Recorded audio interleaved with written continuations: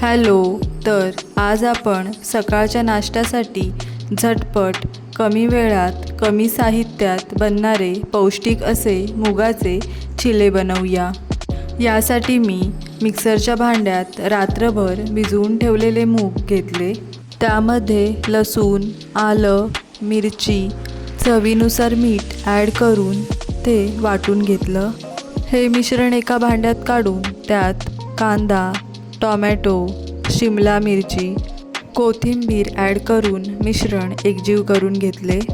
तुम्हाला जर मिश्रण जास्त घट्ट नको असेल तर त्यात थोडे पाणी ॲड करू शकता. त्यानंतर तव्याला थोडेसे तेल लावून आपल्याला पाहिजे त्या साईजमध्ये चिले टाकले आणि ते चांगले शिजण्यासाठी त्यावर झाकण ठेवले.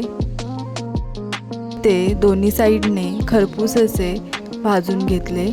अशा प्रकारे आपले पौष्टिक असे मुगाचे मऊ आणि लुसलुशीत चिले खाण्यासाठी तयार झाले.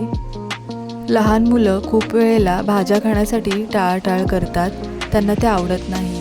तेव्हा अशा प्रकारे मुगाचे चिले बनवून आपण ते दही किंवा सॉससोबत त्यांना टिफिनमधून देऊ शकतो.